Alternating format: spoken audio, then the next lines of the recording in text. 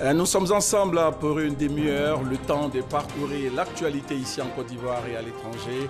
Bonsoir et bienvenue. Dans ce 20h, la clôture des travaux de la conférence des premières dames de l'Afrique de l'Ouest et du Sahel consacrée à la lutte contre l'exploitation des enfants, protection des enfants, quelle contribution des premières dames. Dans ce journal, nous irons à Washington, aux États-Unis, où le Premier ministre a participé aux assemblées annuelles du groupe de la Banque mondiale et du Fonds monétaire international. Amadou Gompougbali a eu des rencontres avec les dirigeants des institutions de Bretton Woods, compte rendu de notre envoyé spécial. Ce mercredi 18 octobre, une messe d'action de grâce pour marquer l'anniversaire de naissance du père de l'indépendance de la Côte d'Ivoire, Félix Houphouët-Boigny, célébré donc ce mercredi. C'était en présence de Henri Konan Bédié, président du PDCI RDA. Et puis au Togo, malgré l'interdiction, l'opposition a maintenu son appel à la mobilisation ce mercredi pour demander des réformes en profondeur de la Constitution et l'impossibilité pour le président Faure de se représenter à la prochaine élection présidentielle.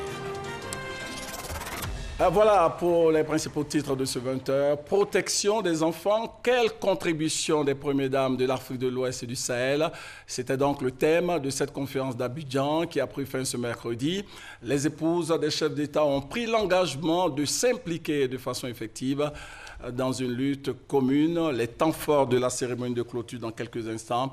Mais pour l'instant, cette conférence, il faut le dire, des épouses des chefs d'État de l'Afrique de l'Ouest et de la région du Sahel a été sanctionnée par des recommandations, propositions et résolutions rendues publiques dans un communiqué final. Nous vous proposons un extrait de ce communiqué lu par la première dame du Mali, Keïta Aminata Maïga. Nous l'écoutons. Cette conférence visait à renforcer l'implication des premières dames dans la lutte contre les violences, la traite, l'exploitation et le travail des enfants. Au cours de la conférence, les premières dames des pays de l'Afrique de l'Ouest et du Sahel ont pris acte des recommandations de la réunion ministérielle. Il s'agit entre autres de soutenir les actions de sensibilisation et de communication à travers l'organisation de campagne et la commémoration des journées statutaires relatives à la promotion des droits et la protection de l'enfant afin de susciter une prise de conscience des pouvoirs publics et des populations sur la protection des enfants. Exhorter les parties prenantes à prendre en compte le travail léger ou socialisant des enfants qui ne doit en aucun cas être considéré comme travail des enfants. Faire un plaidoyer pour le renforcement des systèmes d'observation et de suivi du travail des enfants dans nos pays respectifs. Contribuer à l'autonomisation des femmes et à l'amélioration des conditions de vie des familles vulnérables à travers un plaidoyer auprès des pouvoirs publics pour faciliter leur accès aux programmes de protection sociale et la mobilisation des ressources auprès des organisations internationales et du secteur privé pour le financement d'activités génératrices de revenus. Tenir annuellement une conférence visant à faire le suivi de la mise en œuvre des résolutions de la présente conférence des premières dames de l'Afrique de l'Ouest et du Sahel sur la lutte contre les violences, la traite, l'exploitation et le travail des enfants.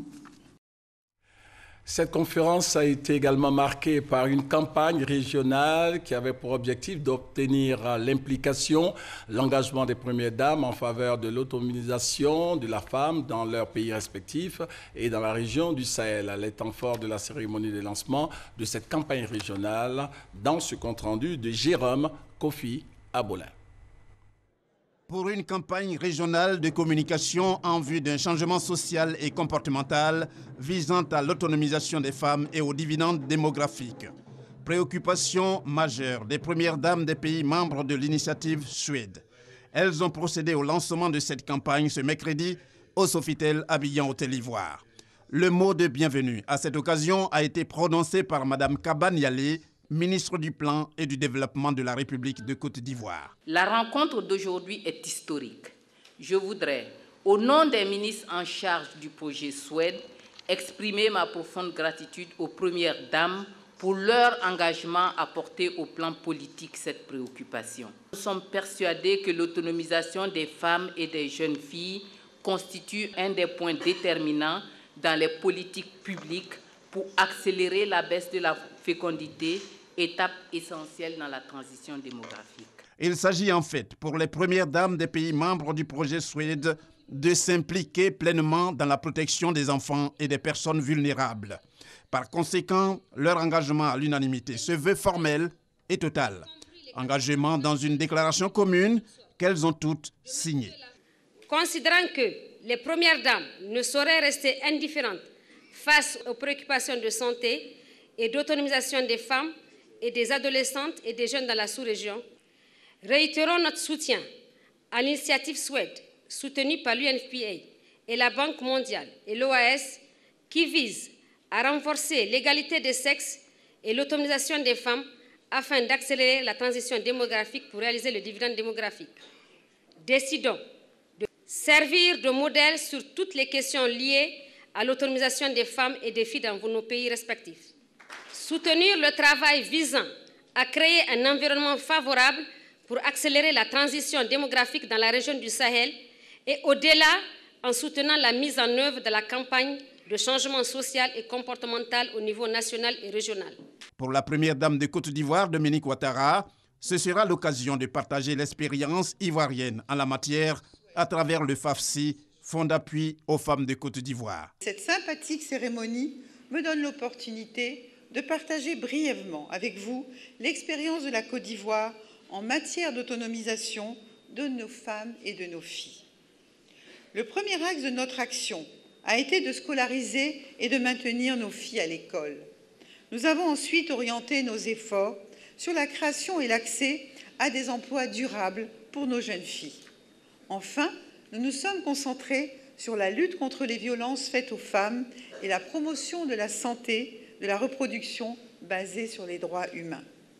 Une de nos initiatives que je voudrais partager avec vous est relative au programme d'autonomisation des femmes que nous accompagnons grâce à la mise en place du Fonds d'appui aux femmes de Côte d'Ivoire. Grâce à ce fonds de microcrédit mis en place avec le soutien du président de la République, Alassane Ouattara, en 2012, plus de 120 000 femmes sur toute l'étendue du territoire national ont pu bénéficier d'un financement en vue de démarrer une activité génératrice de revenus. Grâce à cela, elles sont devenues indépendantes, autonomes et ont retrouvé le sourire. Les pays membres du projet SWED sont au nombre de 6. Il s'agit de la Côte d'Ivoire, du Burkina Faso, du Mali, du Niger, du Sénégal et du Tchad. Ouverte hier, cette conférence des premières dames consacrée à la lutte contre le travail des enfants et à l'autonomisation de la femme a donc pris fin ce mercredi. Un moment d'échange apprécié par des participantes. Nous les écoutons. Nous sommes très heureuses que les premières dames s'engagent pour le dividende démographique et l'autonomisation des femmes dans la mesure où ce sont les femmes qui gagnent.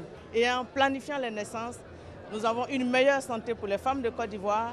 Elles auront donc plus de projets, plus d'activités et elles seront plus autonomes. Aujourd'hui, c'est un plaidoyer à profiter des voix des premières dames pour amplifier le plaidoyer pour l'autonomisation de la femme et la scolarisation de la jeune fille.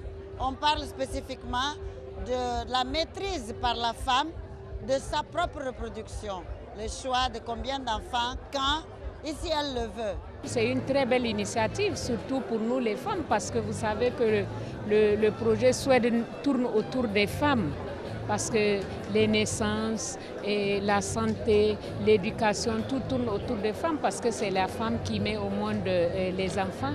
Donc c'est elle vraiment la plus concernée. Nous sommes satisfaits que les premières dames des pays qui émergent à ce projet aient pris cet engagement fort.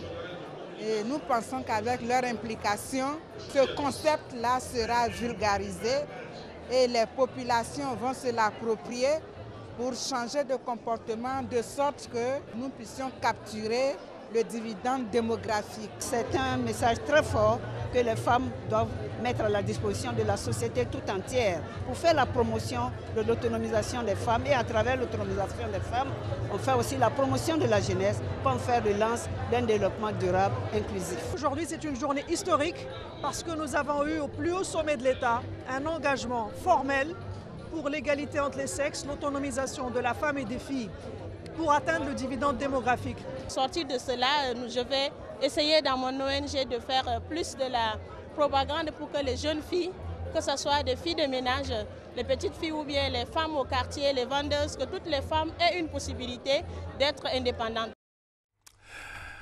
Protection des enfants, quelle contribution des premières dames de l'Afrique de l'Ouest et du Sahel? C'était donc le thème de cette conférence d'Abidjan qui a pris fin ce mercredi. Les épouses des chefs d'État ont pris l'engagement de s'impliquer de façon effective dans une lutte commune. Les temps forts de la cérémonie de clôture des travaux avec Jérôme Kofi Abolin, notre reporter. 48 heures, c'est le temps qu'a duré la conférence des premières dames de l'Afrique de l'Ouest et du Sahel qui a fermé ses portes ce mercredi.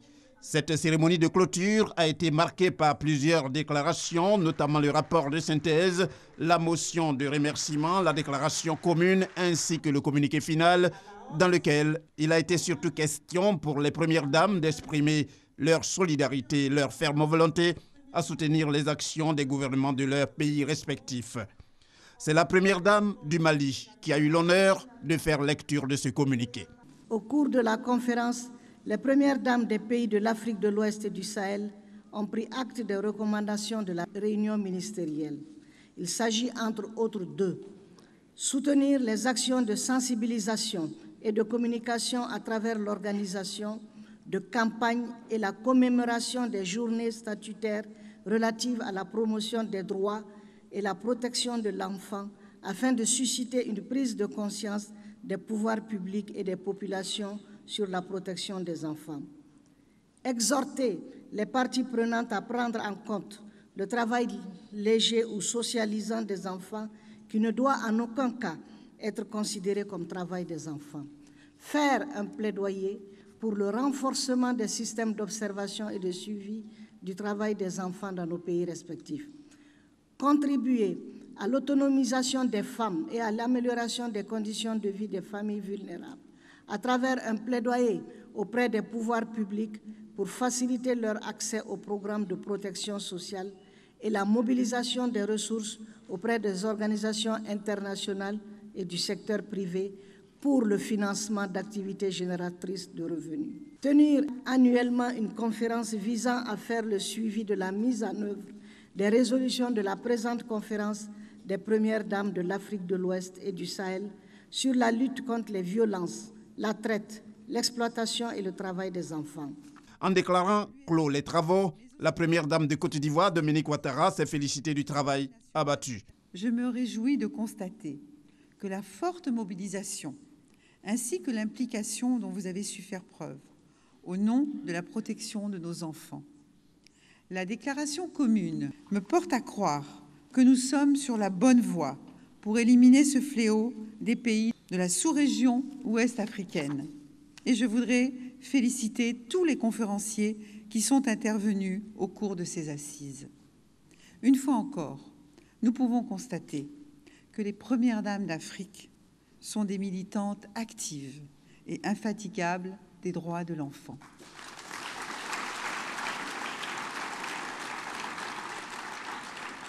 Et cela constitue un grand avantage pour nos États engagés dans la réalisation des objectifs de développement durable d'ici à 2030.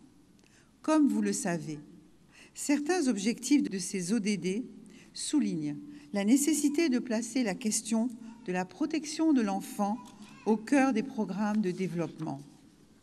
De ce fait, la complémentarité de nos actions reste un point essentiel à prendre en compte en vue d'accroître notre impact réel sur l'amélioration des conditions de vie de nos enfants.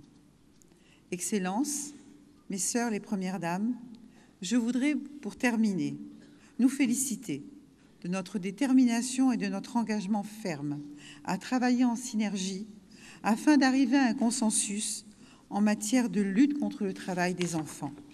Pour rappel, la conférence d'Abidjan a eu pour objectif de susciter l'implication des premières dames des pays de l'Afrique de l'Ouest et du Sahel à travers un partage d'expériences en matière de protection des plus petits. Voilà ce que l'on pouvait dire sur cette conférence d'Abidjan. La transformation du beurre de karité en savon naturel n'est plus un secret pour des femmes de la zone rurale qui ont reçu récemment une formation dans ce secteur d'activité.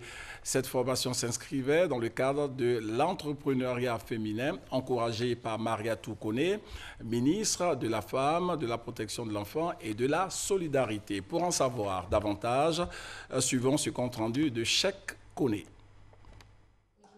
Elles viennent de 9 régions du pays. Elles œuvrent toutes dans le secteur du karité. Elles interviennent sur toute la chaîne de valeur, des ramasseuses de la noix jusqu'aux productrices de beurre. Durant 5 jours, ces femmes ont bénéficié d'une formation théorique assortie de cas pratiques sur la transformation du beurre de karité en savon naturel. Pour la ministre de la Femme, de la Protection de l'Enfant et de la Solidarité, c'est une initiative à encourager. Vous allez sortir du travail artisanal du karité pour aller vers l'industrialisation.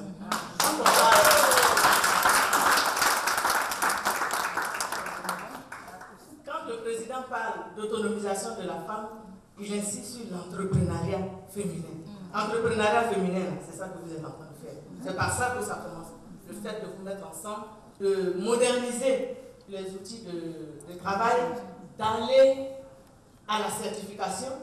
90% des noix de karité dans le monde sont utilisées comme des aliments en remplacement du cacao dans le chocolat.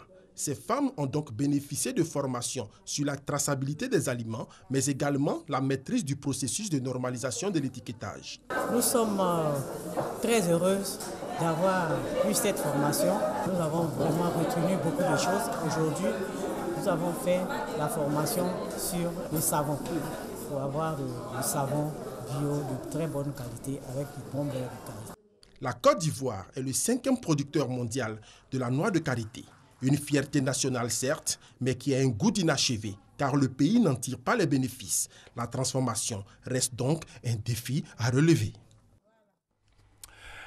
Les missions et objectifs du compendium des compétences féminines de Côte d'Ivoire ont été présentés aux autorités administratives, politiques, coutumières et aux associations de femmes de la région de Bouaké. Après donc la phase consacrée au cadre de haut niveau, la seconde est destinée aux femmes du milieu rural. Dans nos prochaines éditions, le compte-rendu de Kader Sogodogo de la station RTI Bouaké. Eh bien, la communauté internationale célèbre ce 18 octobre la journée mondiale de la ménopause. Alors, question, qu'est-ce que c'est que la ménopause? Quelles en sont les principales manifestations? Comment traiter la ménopause? Eh bien, les réponses avec Delphine Blas. La ménopause ou arrêt des règles, c'est la période qui survient au moment où les ovaires arrêtent de produire les hormones de la reproduction. La ménopause intervient en moyenne à 51 ans, mais d'une femme à l'autre, cette étape peut se produire naturellement entre 40 et 55 ans. De plus, certains facteurs génétiques peuvent jouer. La date de survenue de la ménopause est souvent la même pour une mère et sa fille. La ménopause peut s'accompagner de troubles plus ou moins difficiles à supporter et favoriser le développement de maladies cardiovasculaires. Les symptômes de la ménopause varient d'une femme à l'autre et chez une même femme, ils varient dans le temps. Les signes avant-coureurs de la ménopause sont fréquents. Il s'agit du raccourcissement des cycles. Par exemple, les règles surviennent tous les 25 jours au lieu de 28 habituels. Les règles sont irrégulières. Elles sautent un mois. On observe des signes en rapport avec l'absence de progestérone, sein tendu, douloureux, avant les règles, ballonnement abdominal. Les sueurs nocturnes peuvent survenir de façon isolée, sans bouffée de chaleur. Elles ont tendance à réveiller la femme. D'après les enquêtes, les bouffées de chaleur ne frappent que 50% des femmes, les troubles de l'humeur, les insomnies 30%, la diminution de la libido 20%.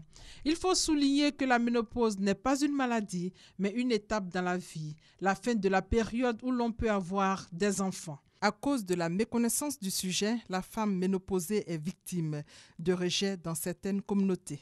De nombreux traitements existent pour diminuer l'intensité des désagréments. Parmi les solutions possibles, votre médecin vous aidera à choisir celle qui vous convient le mieux. Il vous présentera systématiquement les avantages et les effets secondaires de chaque traitement. Voilà, c'était le chapitre consacré aux femmes pour ce 20h. Le Premier ministre a participé aux assemblées annuelles du groupe de la Banque mondiale et du Fonds monétaire international, Amadou Gon Coulibaly, a eu des rencontres bilatérales avec les dirigeants des institutions de Bretton Woods dans le cadre du renforcement de la coopération avec la Côte d'Ivoire. Le compte-rendu de notre envoyé spécial à Washington, Koné Adama. Participer aux assemblées annuelles du groupe de la Banque mondiale et du Fonds monétaire international, c'est aussi rencontrer les premiers responsables de ces institutions de Bretton Woods. Le Premier ministre Amadou Gon Coulibaly a eu à cet effet une fin d'émission chargée ce dimanche 15 octobre. D'abord dans la matinée où il est allé passer en revue les comptes de la Côte d'Ivoire au Fonds monétaire international, avec le directeur général adjoint de la banque. La situation est très bonne. On a eu l'accord de deuxième revue du programme et on est assez content. Sur la question précise de l'évolution de l'économie ivoirienne, le DGA est tout sourire. Très bel futur de votre pays. Ensuite, à 2 heures de son vol, Amadou Gon Coulibaly se retrouve au siège de la Banque mondiale, encore une fois. Après une première rencontre avec le vice-président Mactar Diop, c'est la directrice générale qui le reçoit. Côte d'Ivoire est un pays qui a fait un très bon progrès et les résultats de notre coopération sont magnifiques. Le programme est riche, concentré le secteur d'énergie, agriculture et les ressources humaines. Et nous avons discuté des opportunités pour un programme plus riche dans les secteurs privés, de mobilisation de ressources privées. Le succès est votre, le support est pour nous. Les efforts pour la Côte d'Ivoire, l'accompagnement à la Banque mondiale, tout l'esprit de la disposition de l'institution à être un partenaire stratégique de la Côte d'Ivoire. Voilà, c'était donc le compte-rendu de notre envoyé spécial à Washington, Koné Adama. Retour en Côte d'Ivoire pour suivre un exercice en vue d'améliorer la sûreté maritime. L'exercice s'inscrit dans le cadre de la mise en œuvre de la stratégie nationale de l'action de l'État en mer, nous dit notre reporter Abou Sanogo. Base navale de Lokodjoro, le centre opérationnel de la Marine nationale reçoit des informations faisant état de la présence d'un navire suspect au large des côtes ouest africaines. Le dit navire aurait à son bord des produits illicites. Un aéronef de l'armée de l'air en patrouille de routine a détecté le navire suspect. Suite à cette information, un patrouilleur de la Marine nationale a été envoyé dans la zone pour participer aux recherches.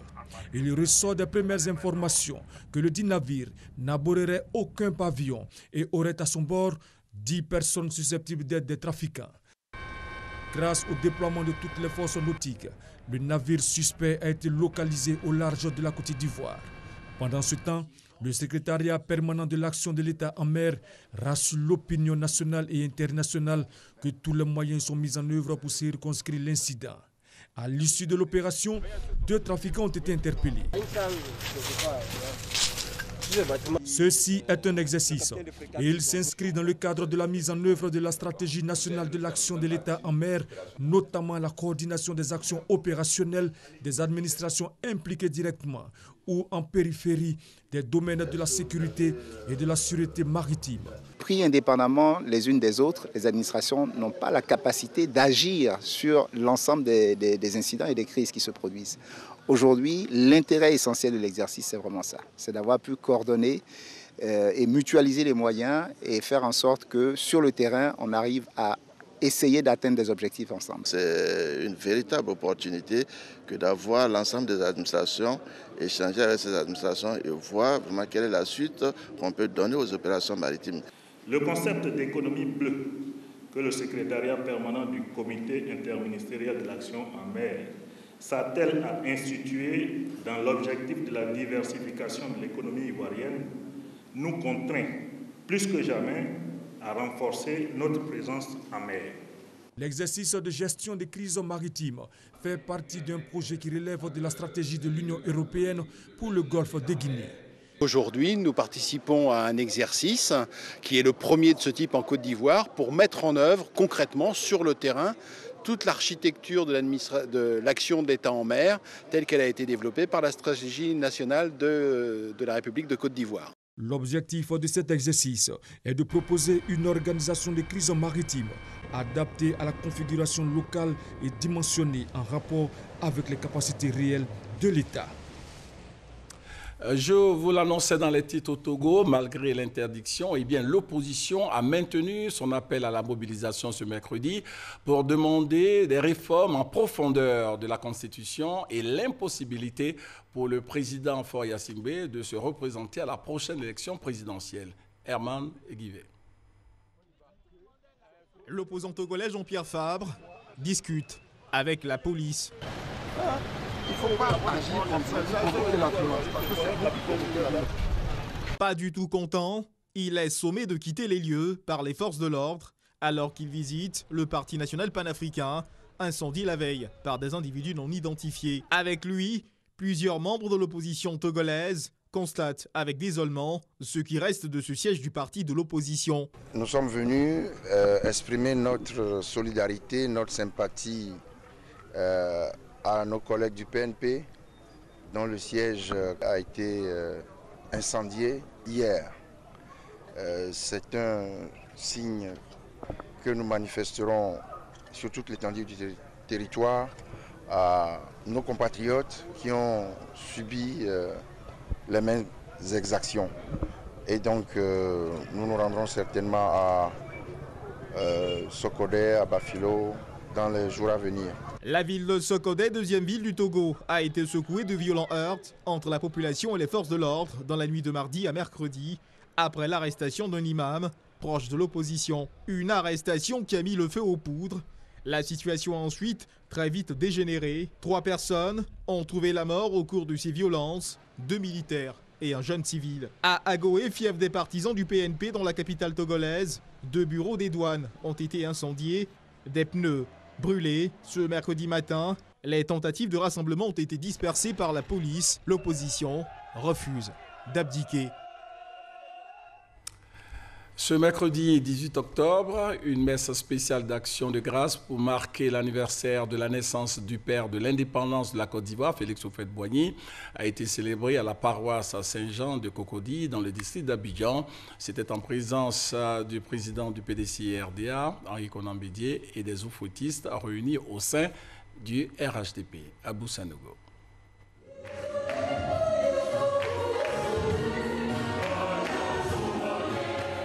Une messe anniversaire en l'honneur de Félix Houphouët-Boigny, premier président de la République de Côte d'Ivoire. 24 ans après sa mort, les Ivoiriens et sa famille politique se souviennent. Aux premières loges de cette commémoration, le président du PDCI, Henri Konan Bédié. À ses côtés, plusieurs cadres de ce parti et ceux du parti allié.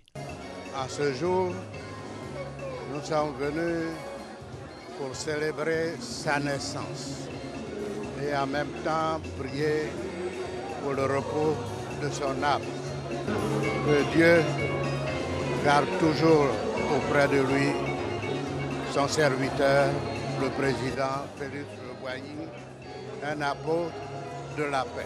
Le curé de la paroisse Saint-Jean de Cocody, dans son homélie, a invité les Ivoiriens à s'approprier la recherche de Dieu et de la paix comme l'a été le président Félix Houphouët-Boigny durant toute sa vie.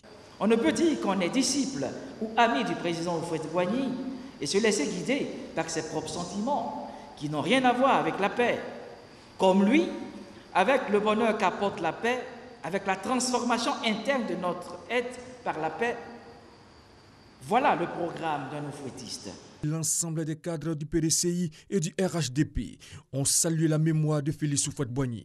En tant qu'oufouettiste, je me devais de représenter le chef de l'État ici et de dire merci à Dieu d'avoir sauvé ce grand homme. Nous sommes venus au niveau donc des militants du PDCI-RDA et du RHDP avec à leur tête le président Henri Konan Bédié, magnifier l'homme, nous souvenir de lui prier pour lui, devoir de mémoire, devoir historique, mais en même temps un message à la jeunesse, un message de rassemblement et un enseignement, la paix. Cette messe nous renvoie à ces différents souvenirs et nous nous demandons aussi de nous amener la paix à la Côte d'Ivoire, la paix à ses enfants. Ce qu'on peut souhaiter aujourd'hui, c'est qu'il soit auprès du Seigneur et qu'il puisse participer à l'œuvre de Dieu parmi les saints. Les journées commémoratives de l'anniversaire du président Félix Houphouët-Boigny seront également marquées par des conférences, des projections de films qui retracent la vie de l'homme. Félix Houphouët-Boigny est donc décédé en 1993. Cela fait donc exactement 24 ans qu'il nous a quittés. Merci de nous avoir suivis. Un 20h préparé donc par l'ensemble de la rédaction, supervisé par Victorine Yaouyoboué et réalisé par Baker. Bonne suite de programme sur RTI 1 et surtout portez-vous bien.